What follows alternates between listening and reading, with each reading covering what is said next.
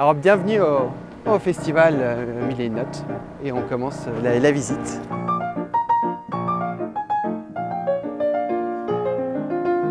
Le but de Mille et une notes, c'est essayer, il y en a plusieurs, mais le premier c'est de se battre pour que la musique classique devienne actuelle.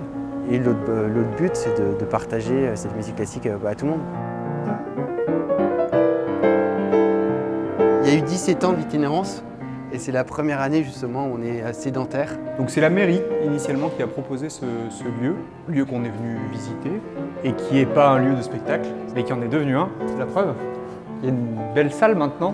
Parce que ça étonne tout le monde quand on dit une patinoire, vraiment. Il y en a qui sont un peu réticents, un peu du genre ça ne doit pas donner grand chose, et finalement on leur montre que qu'il y a un boulot de dingue qui est fait et que du coup c'est super bien et que ça rend tout aussi bien que dans une salle de concert classique.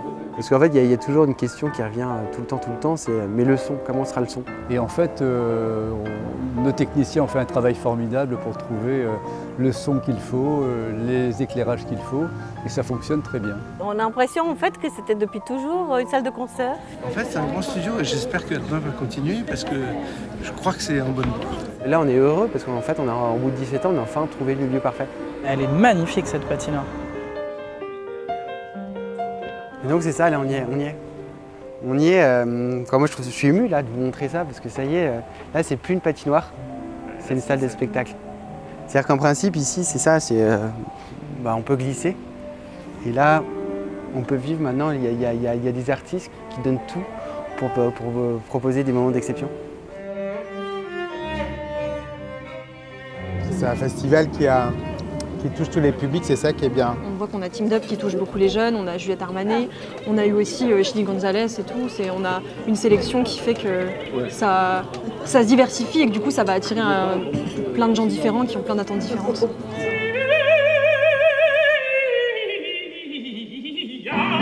En fait, il y a des gens partout qui se bougent les fesses pour monter ce genre de choses, qui ont la niaque de faire rencontrer les gens, d'amener de la beauté, de la diversité, de la singularité. Oui, il y a beaucoup de générosité dans ce festival, avec notamment beaucoup de bénévoles. C'est bien qu'il y ait des festivals, c'est bien qu'il y ait des choses qui se déroulent. Et pour ça, il faut parfois mettre la main à la pâte, il faut parfois aider, quoi. Je ne suis pas hostile du tout au fait d'être bénévole pour accueillir dans d'autres concerts, accueillir du public. Et ça me paraît très important d'accueillir du public, leur dire bonjour, mais restez un peu à l'ombre, il fait chaud, venez vous asseoir, c'est par ici, les toilettes c'est là. Enfin bon, c'est pas passionnant en même temps, mais c'est indispensable. On est une très grosse équipe de bénévoles. Et si chacun est un peu à sa place, on y arrive. Le but à Mille et une notes, c'est de vivre des moments uniques. Et je pense que les bénévoles et tous les membres de l'équipe, on vit des moments de dingue ensemble.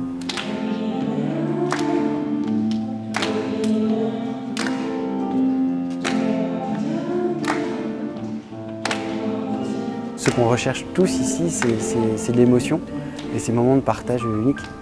Dans l'eau vive d'un ruisseau et qui laisse derrière elle.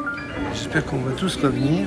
J'ai eu beaucoup de chance là d'être épaulé pour ma première à moi. Mille et une notes, en fait, ça fait 17 ans, il y a eu des moments très difficiles.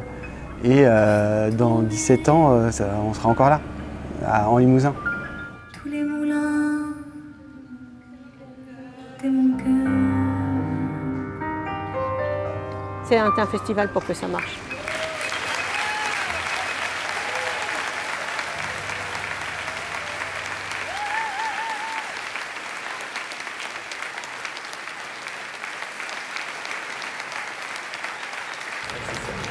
La vache. Je sais pas.